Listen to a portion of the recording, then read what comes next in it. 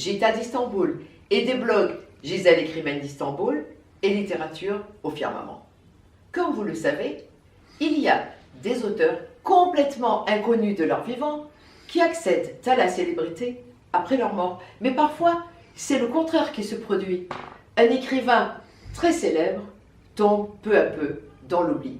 C'est un peu le cas du grand auteur Claude Farrère, lauréat du prix Goncourt en 1905 pour son roman Les Civilisés.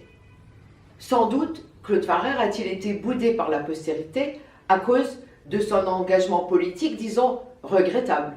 Quoi qu'il en soit, Claude Farrère est un immense romancier qui a écrit environ 85 livres.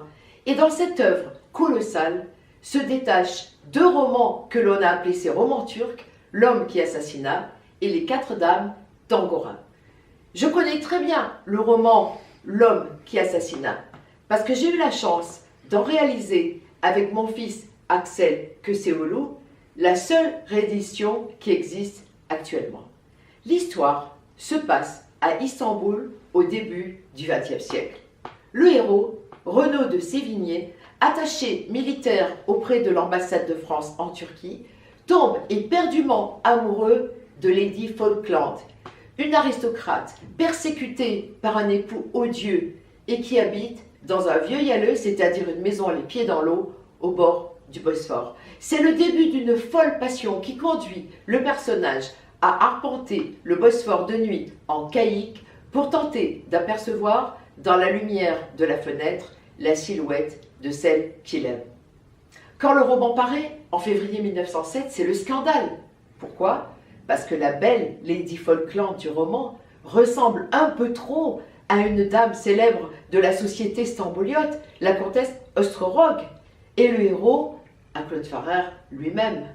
En fait, on sait par la correspondance privée du grand écrivain que ce roman a une forte teneur autobiographique, car ce sont en réalité les affres de sa passion pour une femme mariée, Jeanne Lorindo, comtesse Ostrorog, qui habitait dans le célèbre yalleux du même nom, que Claude Farrère a en partie transposé dans ce récit.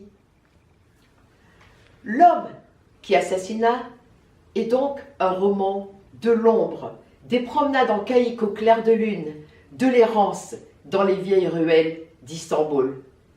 Ce livre merveilleux entremêle histoire d'amour, roman d'espionnage, intrigue policière et récits exotiques. Mais surtout, il présente un univers romanesque envoûtant, celui de la ville d'Istanbul, dans les derniers fastes de l'Empire ottoman.